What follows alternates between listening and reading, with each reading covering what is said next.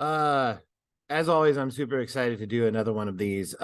This time, I'm thinking about the town motto, right? The Osawatomie is a city of history and promise. Today, I'm going to take a look at that promise. What's going to happen with our future? What kind of exciting things do we have happening here in Osawatomie? And with that, I have the new head football coach. His name is Jordan Kupersmith. So Coach Kupersmith, I don't know if we're going to go with Kupersmith or Coop. I don't know. We haven't decided. Let's get to know him and see what we're all going to call him. So joining now, getting on here, we have Coach Jordan Kupersmith. Let's see. Can you hear me? Can't hear me yet. Can you hear me now? Can you hear me? I can. All right, perfect. How you doing, Coach? I'm doing good. How about you? I'm doing really good. So just to clarify, because when I first heard your name, I thought your name was Cooper and your last name was Smith. No, hey, that's a common mistake. I've had a lot of people just call me Coach Smith and all that because they think it's Cooper at first, but nope. Jordan, last name's Kupersmith. The whole thing is Kupersmith. The whole thing's Kupersmith. Do you prefer Coop? Yeah, so I go by Coach Coop, Mr. Coop, all that. Everybody in my family with the last name Kupersmith's Coop. So it's kind of funny when we're all together. Yeah. We all look and they're like, no, I want that one. That's the one I'm talking about. So, but yeah, no, just Coach Coop. It's perfectly fine. Awesome. It could be a mouthful. So you grew up in Overland Park, Olathe area? Correct. And you graduated from what high school?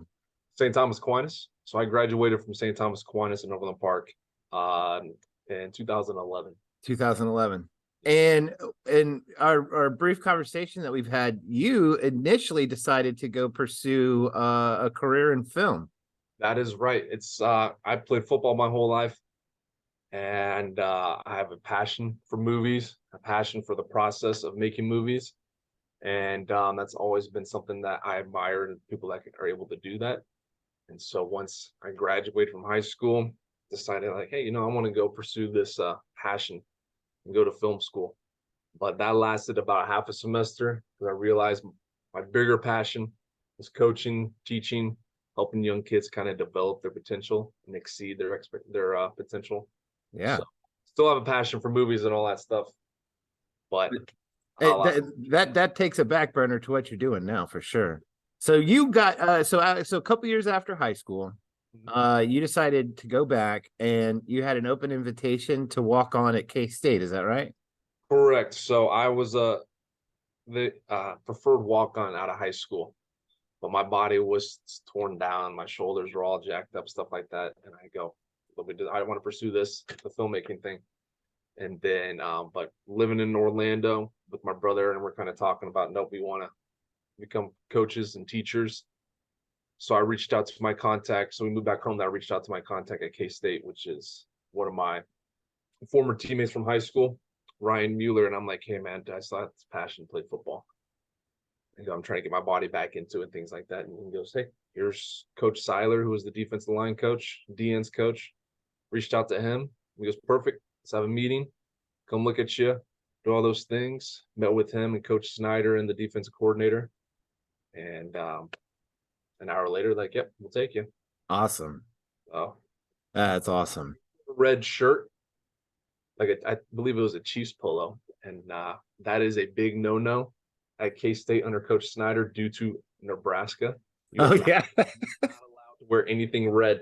So my first impression really wasn't the best in a sense that I was wearing red, but it worked out the best though. No, that's too funny. That's really funny. So, carrying that tradition, are you going to allow any of your players to wear green? Am I going to allow any players to wear green? Yeah, because of course we can't let Prairie View sneak into it.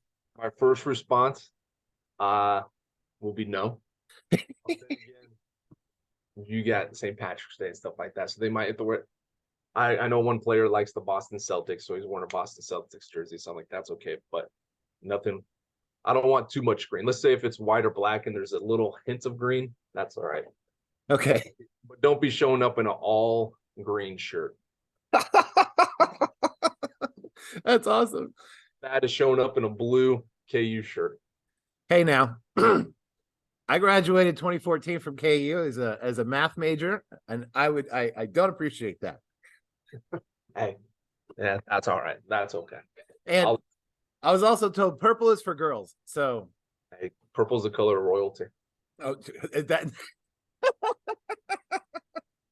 Well, and the women in our lives are our royalty, aren't they? Exactly. Exactly.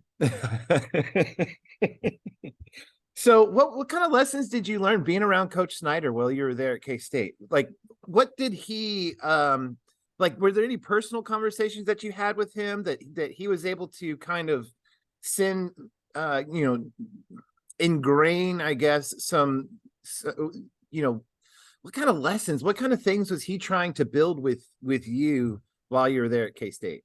Yeah, so Coach Snyder had within his program, he called them the 16 goals of success. And at every single day, the start of training camp in the fall, there'll be a test, and you had to write those 16 goals of success in order. And I mean, if you didn't get that right, there'd be a punishment. And so, I mean, if you ask me right now, I like to think I could get them in order, but there were just a few that kind of stood above the others. And those were kind of the ones, to me personally, that Coach Snyder kind of hint at more and more.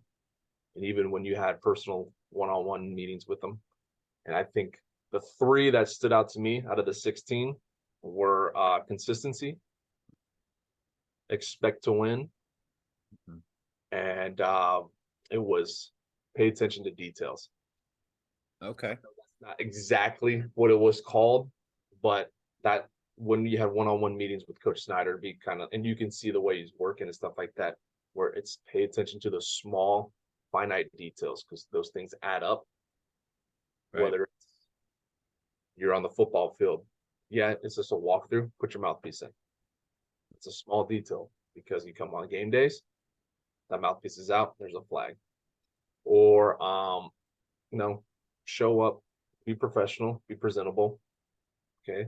Wear a belt, which is something that a lot of people would be like, oh, I don't care. But no, look professional, look the part.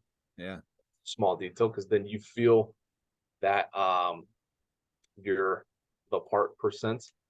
So is this kind of the focusing on the small details, which sticks with me still. I'm not a stickler for everything's got to be perfect and all that, but I'm like, there's a small little detail we got to pay attention to that, because then now it's going to be a snowball effect where that just rolls and grows and grows. Right. So with that, expect to win. We were playing at K-State again, as we talked about. You don't get 4 or 5-star recruits. You don't have this pot of gold over here, like schools like Alabama or Texas or Florida State. All those get. So, but you got to put in the work in every single thing you do. And when you're in the weight room, when you're studying, when you're in the classroom, you got to give forth your best effort, and you got to expect to win. That, nope, I have an exam today. I expect I'm going to give my best effort, and I expect to do well on this. And in order to kind of fully get that potential, that set in your head, that expect to win, you got to prepare.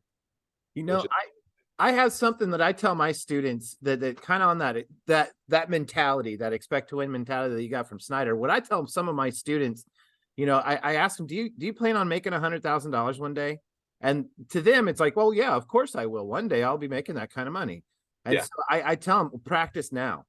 Every assignment that you turn in, whether it's for an English class, a math class, or elective class, it doesn't matter, whatever it is, even if it's weights or all of your classes and everything that you do, put in $100,000 work. And if you're not putting in $100,000 work, stop and turn it into $100,000 work, so that whenever you turn it in, you have something to be proud about. So it's kind of interesting that you have that. We're going to call it different things, but ultimately it's the same principle, right? It's that paying attention to the little things so that it builds on, and so that you end up building something great in the end. And it's just this, have pride in your stuff, what you do, what you put out, whether if it's just a simple paper, a 5-paragraph essay, whatever, or a 5-sentence paragraph, simple math worksheet, or if it's even just, hey, we're in the weight room, we're just stretching today. Have pride in that. Yeah. Which will help you be prepared and therefore help you kind of expect the win so you can get the most out of that. Yeah. Being present in the moment. Yep. Yeah. Absolutely. That stuck out with me. And then the last one was consistency. Yeah. So be consistent in everything. So again, it goes back to the be consistent in expecting to win. You will win then. Be consistent in those little things. Therefore, they will add up to you being successful and doing something great. You can look at all these famous people, stuff that are like for an athlete, say Patrick Mahomes. Yeah, Patrick Mahomes or something. He's consistent in every single thing he does. You watch that quarterback show on Netflix. You look at behind the scene things. Yeah, he's doing above and beyond most people, but he's consistent in his daily routine, his daily work, the daily grind, all that stuff. And very few people believe that, oh, if I'm just consistent or something, or a lot of people, I should say, believe that, oh, let me do this routine. Okay, it gets monotonous. I'm fed up with it. I don't want to deal with it anymore. Okay, but no, if you stick to it, stick to that process, then great things will come. So that's what I'm just trying to teach our players here. And it's like, no, be consistent. Show up every day, work hard, stick to the process, then successes will come. Absolutely. They may come in different forms. So success for a kid, one kid might be he scores the game-winning touchdown, which is awesome. Or a success for another kid might be he finally passes math class. Right. Whatever it might be, but it's being consistent in not only football, but in the classroom and in life as well. Yeah. And at home with with your folks and everything. Yeah, because that's what the main thing, Coach Snyder, yes, you should try to get you to be the best football player as possible, you possibly can be, and be the best student, but it's mainly to be the best person you possibly can be. And all those life lessons that all these coaches throughout our lives have taught us and stuff like that help you to do that. I love it. All right, so let's go to the hiring process. Whenever you were getting hired, you're going through the hiring process here at Osawatomie. You were your last stop. I know you've been to a couple of different high schools, you know, as an assistant coach, Olathe Northwest, and your last stop was at Prairie View. During that hiring process, whenever you were going through, you told me you were sitting there, you know, with the superintendent and whoever else was in the room there, and you said you had 3 goals. Yep. 3 goals that you wanted to accomplish while you were here. Why don't you share with me and what were those 3 goals, and how do you plan on accomplishing those goals? So the 3 goals were, first one being get as many kids out as possible to play football. And I don't care if you're the biggest person in the school or the smallest. I don't care if you're a boy or a girl, whatever it might be, come play football, because I feel like it's the greatest thing you can do in high school. And so my goal is to get as many kids out as possible so that they could create this bond and these memories that will last a lifetime. And so, which, I mean, there's still a handful of times I'll see some people I played high school football with, and still talk about all those things. Yeah. Next goal that I had was to get the not only players, but the school, staff, and especially the community to be proud of Osawatomie football, to where it's a game night. You see those signs in the movies, stuff like that. Nope, clothes gone to the game, whatever it might be. Yeah. Everybody's proud of football, win or lose, whatever it might be. They're proud to be wearing the Osawatomie red. And so if you go to Paola or Lewisburg, or if you go to the city, wherever it might be, you're not like, oh man, should I really wear this red Trojan shirt? People are gonna look at me like, how you root for Osawatomie? It's gonna be, nope, I want to wear this with pride. Yeah. I am a member of the Osawatomie community. Well, my son or daughter plays on the football team, and I'm damn proud of it. That's so that, and then it was to make Friday nights in high school football an experience. As I said, there's nothing like it. And that would get in the community and all these things and everybody involved. It's just to make it an experience to where, no, Friday nights in Osawatomie, that's the place to be. I'm in. Because it's like, to where it's like, man, You don't want to be that person sitting at home when Osawatomie's playing Willsville at homecoming. You Right. and everybody's like, man, did you see Osawatomie? They shocked the world. They disrupted everything and beat those Eagles and all that stuff. So You hinted at it, coach. You hinted at it. I saw this on the back of your shirt yesterday when we met, and I have to tell you, when I first read it, I got goosebumps, and I'm getting goosebumps now. The back of your shirt, your motto here is disrupt everything.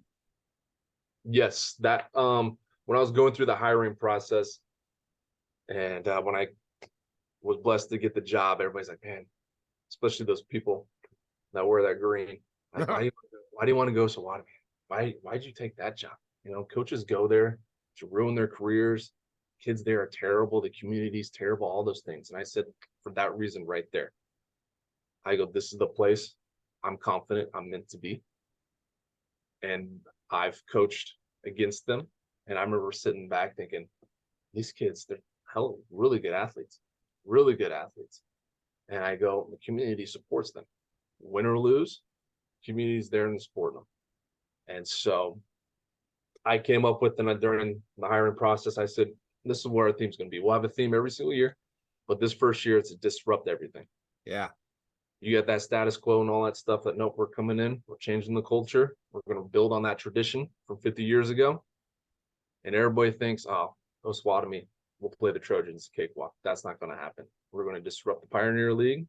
We're going to shock the world, all that stuff, because the kids and the coaching staff and the community have been going above and beyond so far. I love it. I absolutely love it. It's getting me jazzed. I ran into some of the coaches after our talk yesterday, and even now I'm starting to feel it again. I to the assistant coaches, I said, I'm ready to run through a brick wall. Like you're getting me hyped, you're getting me jazzed, and I'm fortunate because I'm the PA announcer at the games, and so I get my my front row seat to all the home games, and I get to kind of be there to witness this experience and to be a part of it with you. And I'm excited to have you as the new leaders, the fresh look of Osawatomie football. My father-in-law was on that 73 team, and he's done a lot to build me as a man, has mentored me as a man.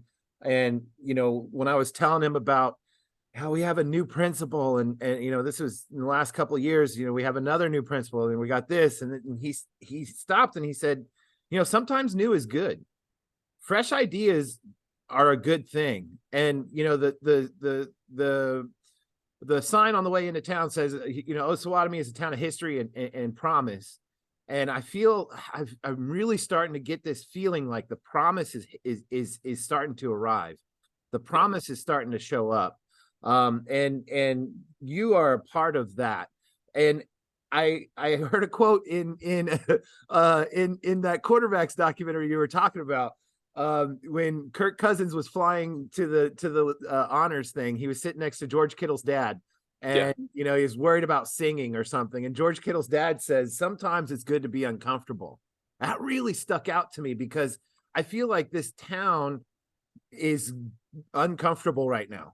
Like currently we are uncomfortable. Things are changing. There's change there in the undercurrent with the staff here at the school, with everything happening and you coming in and being a part of that change. How can we as a community use this uncomfortable bit to grow and move forward? What do you think?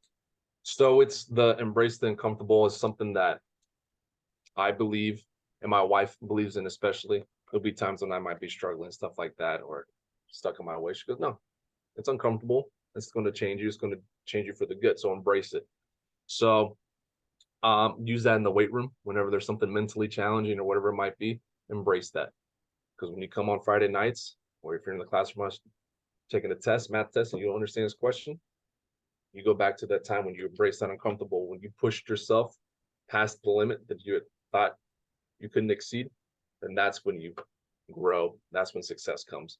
So as a community, it's just continuing to this understand that change is good. I understand that sometimes change might be looked at as a negative thing, which is completely fine. But if there's change and those that are leading the forefront for the change are doing it for the right reasons, or doing it for positive, Yes. then I think that's a great thing. And it Yes. might be something people might not be comfortable with, which is I respect and admire. But I think if we got the right people within our school district and our community, that could lead this big change, culture change, leading it back to the traditions of the past, which I'm a big believer on.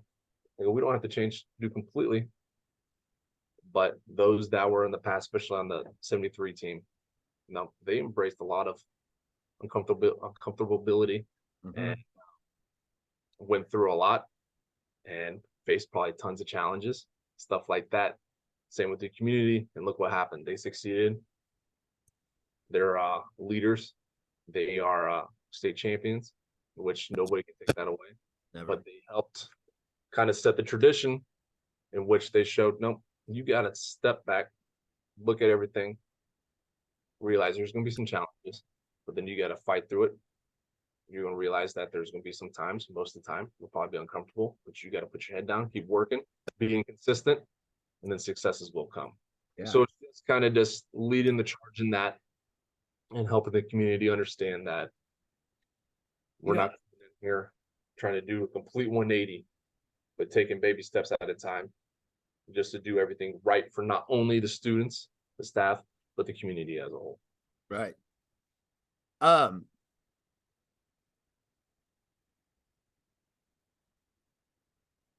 you still with me there?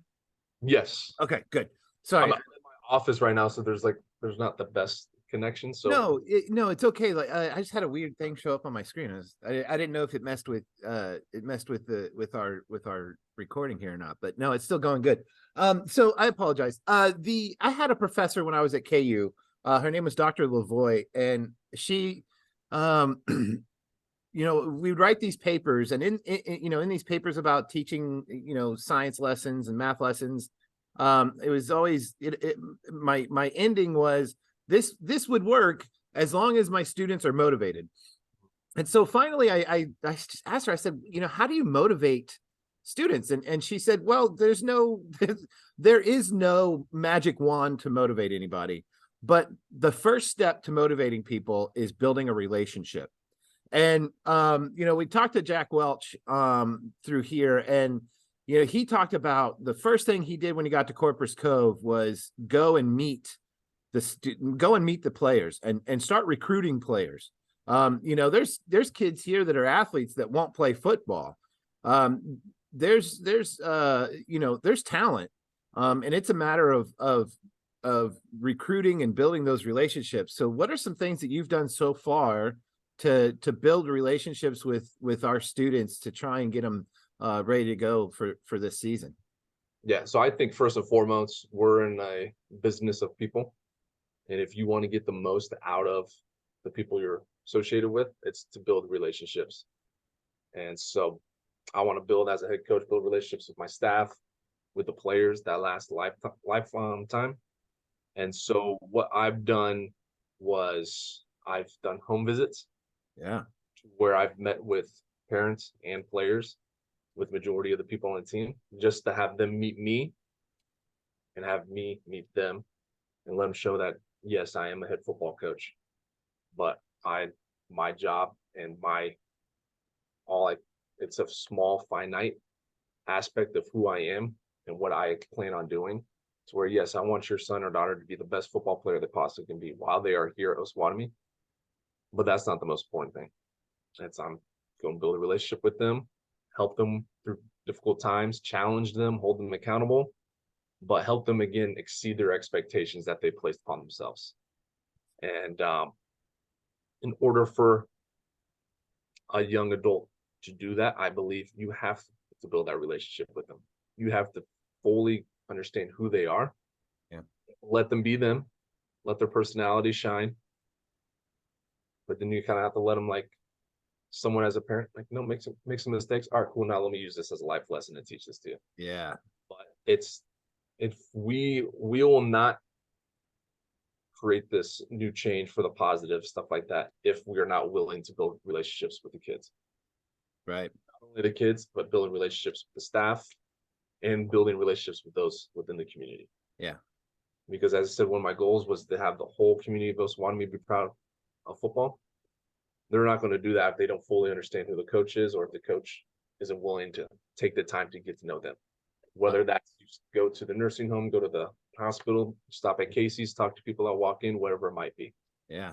And so it's just building relationships with everybody around. So the big thing I've done is done home visits, and I'm looking forward to the start of the school year. Yeah. So I can meet more students as they walk through, because yes, I am the head football coach, but I don't see myself as just a football coach. I'm a teacher. Yes. I care about every single kid. And so if you are in my weights class, and I've asked you 1,000 times to play football, but you're like, coach, I'm sorry, I'm not going to do it. I'm like, okay, I'm still going to treat you the same as, excuse me, as if you were my starting quarterback, whatever it might be, because Right. I invest in you and I care about you as a person. That's So yeah. showing that, I love it because that's very like-minded of me.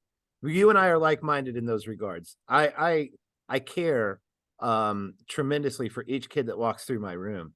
And I do my best to try and build that relationship with them so that, I know how to treat them and I know how to motivate them. If there's a, a kid that wants to be left alone, there's days where you just need to be left alone. And if there's a kid that is in constant need of attention, you got to do what it takes to try and, build those relationships to help them get through it. So I love that you're here for all of us. You're here for this community. You're not here just to make sure that the quarterback gets a JUCO scholarship or whatever it may be. I mean, you'll see me at youth football games. I'll have my kids with me, so I might be running around with them. You'll see me at baseball games, basketball games, all those things. Whatever event it might be, supporting the volleyball team, all those stuff, and just not even doing. Just I understand those are sports related activities, but just being there if, let's say, there's a Stuco has a food drive or whatever it might be, going above and beyond there. Yeah. See me at the homecoming rally, speaking, all that stuff. So it's just, I'm here. I see this, and we talked about this. I see this as a destination. I'm proud to be a part of this community and be working here. And I'm glad that my family kind of be a part of this too. And because Osawatomie is a great, great place. And it's showing my appreciation. We'll be going through all those things, those activities, stuff like that, just because you supported us for football. I want to support you because we're all together to put Osawatomie back on the map. So it's not just the football that's going to lead the charge. Everybody's going to do it. I'm excited. I'm thoroughly excited. I really am. So you had the players out for like a camp, so to speak, summer camp. Volunteer, obviously, summer camp. I do this with my students. I do once a week. I do a rose, a seed, a rose, a thorn, and a seed. So the rose being the best thing that you experienced, the thorn being the worst thing that you experienced, and the seed being what's something you've learned or the biggest takeaway. So with your experience with the summer camp with the team so far, what is your rose, what is your thorn, and what is your seed? So I'll start off with the thorn first. So the thorn, one, the weather was miserable. Oh no. The weather was miserable, but the good thing was very, very few players and coaches were complaining about it. We all in our minds were like, okay, this weather's terrible. It's too hot and all that stuff, but that's just sign up. But another thorn would be just and I understand new coaching staff and stuff like that, and I haven't been able to talk to kids in school. It's just the amount of kids that showed up. It's voluntary. It's not mandatory. Right. And I've told players during home visits, I told them when they show up the weights, I want you to enjoy your summer.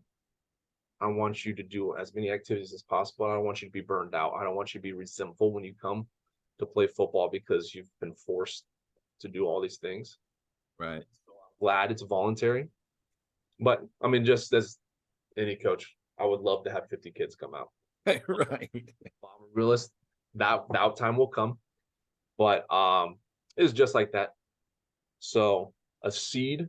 So actually, I'll do the rows next. The rows would be that players started to buy in to the Oh, wow. coaches, because I understand there might be a little apprehension just due to a new coaching staff coming in. You don't fully know them. You haven't built that relationship, stuff like that. But that started to grow throughout the week, and players were buying in. Players were asking questions because we just wore helmets. And I said, hey, this is just a week of learning, being with your teammates, being with the coaches, doing some football. So learn and ask questions as much as you can. So players started to do that, which was great.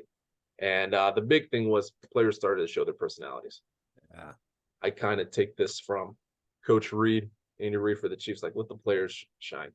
You be themselves. I can't maximize your potential if you think I want you to fit in this box. No, bust through that box. You be you. Right. You're going to do it within our standards, where Yes. that doesn't hurt the team or doesn't embarrass your family or community, but you be you. Right. There's dancing, talking some smack to the coaches, stuff like that in a respectful way, stuff like that. So that's the biggest thing that I love to see, that kids were being them. That showed me that they're building relationships with the coaches and other players, and they're able and confident and comfortable to be themselves. Yeah. And then a seed that that I learned, and I kind of knew this from coaching that green school, was we have a bunch of talented kids. Yeah. And I'm excited. I'm thrilled. Yeah, I'm the head coach, but I'm thrilled that I can kind of be a fan and watch them perform, watch them work their tails off through the week, and perform on Friday nights and Mondays for JV. And so what I learned was, I was like, no, we got a lot of talent, and a lot of kids that are willing to listen and put forth the work and to kind of create that foundation of this change and bringing that tradition, that winning tradition from 50 years ago back. I love it. A lot of kids want to learn. Our team's ready to disrupt everything in the Pioneer League. So So exciting. All right. So two more things, then I'll let you get back to it because I know you're busy. But Jimmy Valvano, Jimmy V had his famous speech at the ESPYs, right? And the big takeaway, never give up, don't ever give up, which is iconic. But one thing that I took away from that speech is he said, if you can laugh and think and cry every day, you've had a full day. If you laugh, think, laugh with, joy, think deeply and be moved to tears, you've had a full day. And so with that, I was watching the quarterbacks documentary last night and seeing the trainer that had worked on Mahomes' ankle and watching her after they won the Super Bowl and just seeing like all of the work that she had put in had brought her to tears, made me emotional as well. And so I ended up crying last night watching a football documentary. So with that, I wanted to ask you, and you don't have to answer this, you don't have to, but when was the last time that you cried? when was the last time that I cried? The last time that I cried was in March. No, April. It was April. My daughter, I might cry thinking about it. My daughter was born February 2nd. Oh, And so, I mean, she was a petite little thing, which everybody's like, you're a big guy. yeah. I know. And so, but she had some type of infection that we didn't know about until 2 months prior. So we had to rush her to Children's Mercy via ambulance. Oh man. And so that's not trying to get people too emotional that watch this and all, but that was probably the last time that I truly, truly cried. Yeah. Just because you never want to see your daughter, especially on the on a hospital bed, getting shots, all that stuff. You talking about it just reminds me of whenever we had to take my son to Children's Mercy and they were doing a they were doing a brain scan thing, and every time they did it, he'd say, "Daddy, I tell him to stop." And man, that's Yeah, tough. Having your kids go through anything at the hospital, man, that's a tough one. sound ever is hearing your child cry. Yeah. So that, but yeah, I mean, shout out to everybody at Children's Mercy. They were great. Those nurses were awesome. But nope, that was like the last true time. She's healthy. She's great. She's everything. Love it.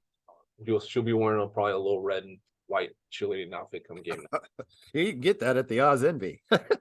We're not sponsored by Oz Envy yet. This podcast is yet to get any sponsorships.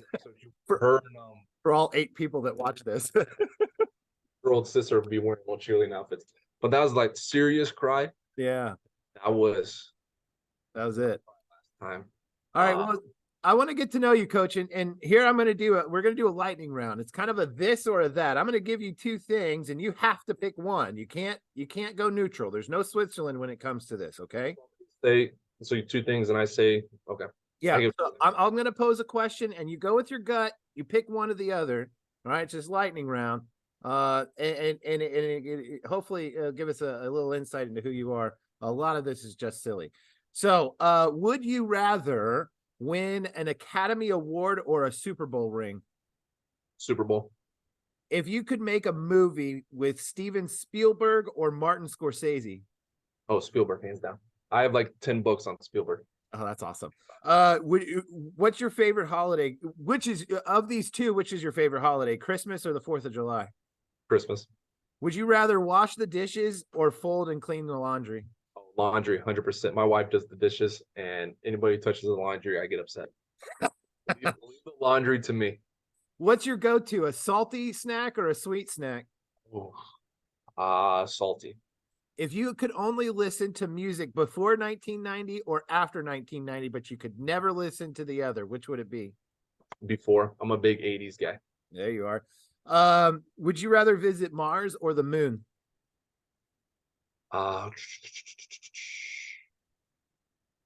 Mars, because I hope it's like the movie Total Recall with Arnold Schwarzenegger.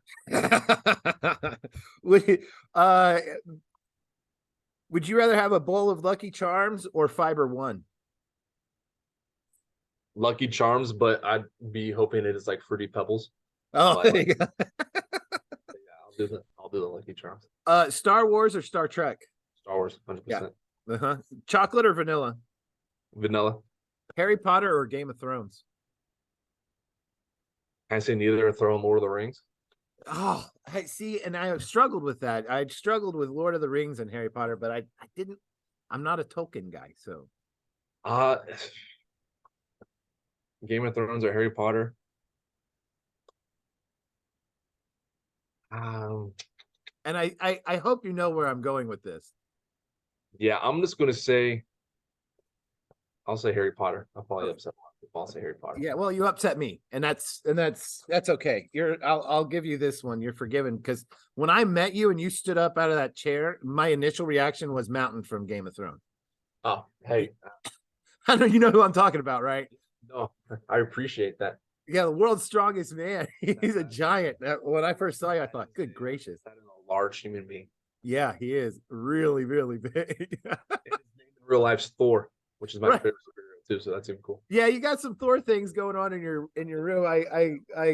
I decided to kind of leave that out because knowing that was your favorite, I'm assuming, Marvel, DC, that's not even a question for you. Marvel guy. Well, I mean, I don't have football, this stuff in my office. I got a bunch of things. That just because I want players and students just to see and kind of understand me. Like you said, yeah, Star Wars. Yeah, I got Darth Vader, 2, 3 Darth Vader things in there, all that stuff. I got Thor.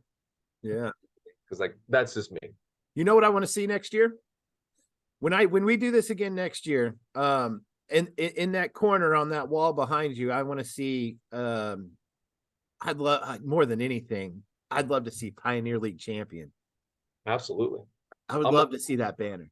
If once that's the case, that's not going to be in the corner. That's going to be broadcasted. Yeah, well, I mean, you need one in your room, a little, or we could sell them at the Oz Envy. There you go. They got 2 free plugs right there. There you go. Hey, free. I also do this thing with my students at Free Space. Ask me anything. is there anything that you wanted to ask me, or if you have anything that you want to share, anything, the last deal, if you have any thoughts on your mind or anything that you wanted to talk about, the floor is yours. And that'll be the end of this conversation here. Yeah, just a couple things. One, I appreciate you, Dave, for doing this. I think it's a great thing. And hopefully we get more people to be involved and watch it and learn from it. So I appreciate you taking the time to do that. Thank you. Another thing is I'm going to be in talks, and I can use your assistance for this too. Since this is the 50th anniversary of the state championship team, I want that and those athletes, coaches, and all that stuff to be remembered, to be kind of put on the spotlight, even though a lot of them may not like that. But yes, this is a new culture change and all this stuff, but this is a year to honor those on that state championship team, those that were the best football team that ever come through Osawatomie. Yeah. So we're trying to do some things. I get to reach out to other people, especially during homecoming. Have a big parade for them. Try to get some speakers involved. Yeah. Because the life lessons and the stuff that I am confident those players, coaches, family members, and all that could share would be life changing. I mean, invaluable. So if this comes out and all that stuff, if you want to reach out to me and with ideas and stuff on how to help honor that team in any way possible, I'm more than willing to listen, because that's the ultimate goal for this year. And we are on our helmet, we'll have a little sticker, just a 73 sticker. Man. Because some teams have patches and all that stuff, but that's expensive. Yeah. So we will honor that team with a sticker number 73. Oh man. So every time our players put on their helmets or they see that sticker, or the coaches, they realize, oh, this is for them. Wow. So, man, this guy I've gone up against during the game or whatever's beating me and all that stuff, put it on. All right, well, maybe the guy who played my position on that team, what was he kind of thinking? All right, okay, you probably did this. Therefore, they won the state championship. So it kind of helps give them more motivation, and it honors those guys.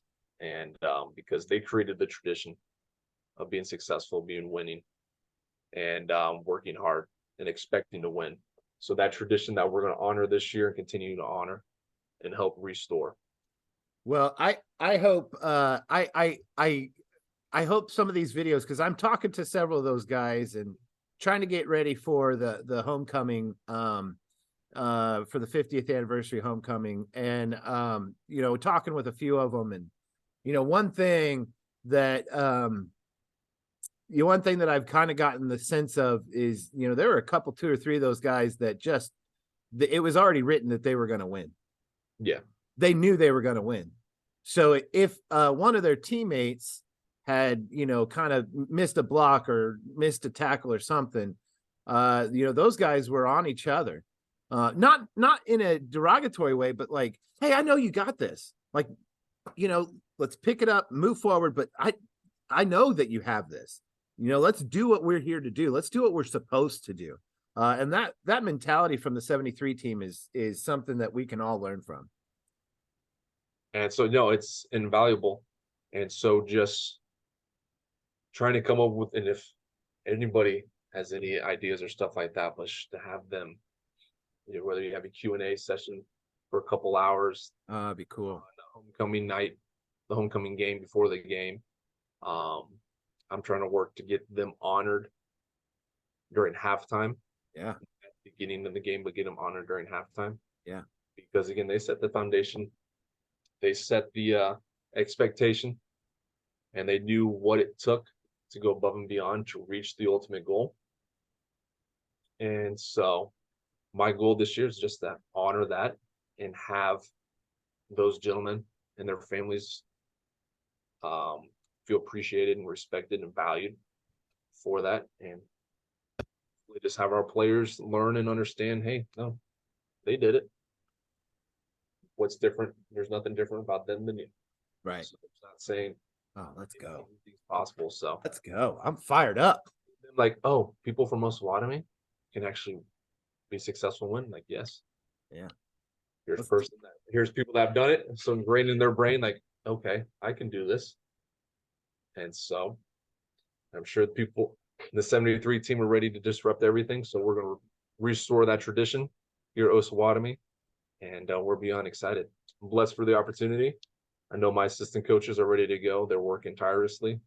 We got the best assistant coaching staff in the state. I'm confident in that. We got the biggest too. And you'll see Friday night. But no, we got the right people put in place to do for us to be successful in football.